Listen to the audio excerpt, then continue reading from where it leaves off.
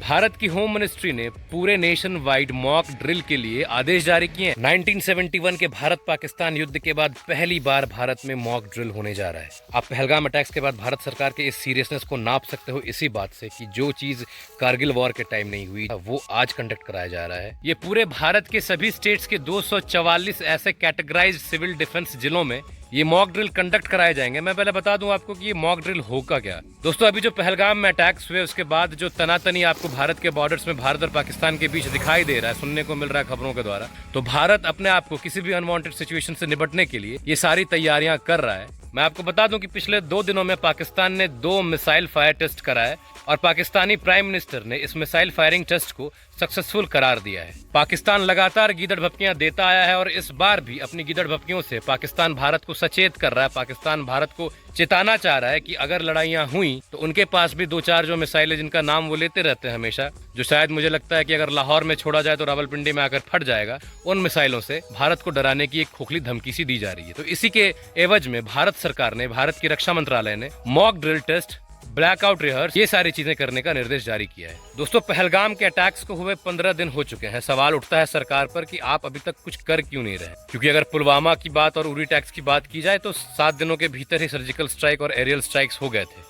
इस बार भारत देश की जनता ये मांग करती है कि इस बार जो पाकिस्तान ने कायराना हमला किया है, जो करतूत की है, आकर सीधे सिविलियंस को टारगेट किया और धर्म पूछकर, मजहब पूछकर लोगों को मारा गया है, तो इस बार अगर भारत की सरकार, इंडियन आर्मी शांत बैठ जाती, बदला नहीं लेती है, तो ये भारत की जनता के साथ नागवार गुजरेगा।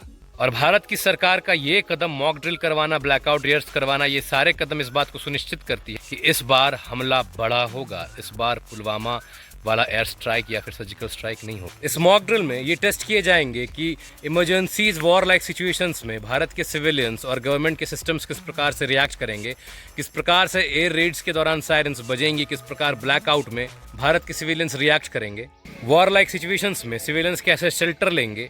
इस मॉक ड्रिल को इस चीज को ध्यान में रखते हुए कंडक्ट कराया जा रहा है कि जब वॉर लाइक सिचुएशंस होंगी तो पैनिक को कैसे अवॉइड किया जाएगा, कंफ्यूजन को कैसे कम किया जाएगा। 7 मई को जो मॉक ड्रिल होने वाले हैं उसमें आपको किन चीज़ों का सामना करना पड़ सकता है। हो सकता है कि आपके मोबाइल के सिग्नल्स ना आए, हो सकता है कि आपको टेम्परेरी ब्लैकआउट का सामना करना पड़े, ट्रैफिक डाइवर्जन्स का सामना करना पड़े, आप पब्लिक प्लेसेस में हो तो वहाँ पर ये अनाउंस किया जाए कि आपको ये जगह तुरंत खाली करनी पड़ेगी और किसी सेफ जगह पर जाकर शेल्टर लेना पड़ेगा। ये सारी चीज़ें मॉक ड्रिल का एक हिस्सा होंगी। इस मॉक ड्रिल के दौरान आपको जो ध्यान में रखना है वो सारी बातें ये है कि आपको पैनिक नहीं करना है और आपको लोकल इंस्ट्रक्शंस को फॉलो करना है। बेसिक सप्लाईज जैसे पानी, दवाई, फ्लैश लाइट्स आपको अपने साथ तैनात रखनी है। सोशल मीडिया पे अनवेरिफाइड न्यूज और रूमर्स पर ध्यान नहीं देना है और किसी भी खबर पर भरोसा करने से पहले एक बार सरकारी चैनल अवश्य देखना है। दोस्तों, भारत की सरकार इस पहलगाम अटैक्स को बहुत ज्यादा सीरियसली ले रही है, तभी तो 1971 के बाद ये पहला मॉक ड्रिल होने वाला है। इससे पहले 1999 में जब कारगिल का वॉर हुआ था तब भी ये मॉक ड्रिल कंडक्ट नहीं करवाए गए थे।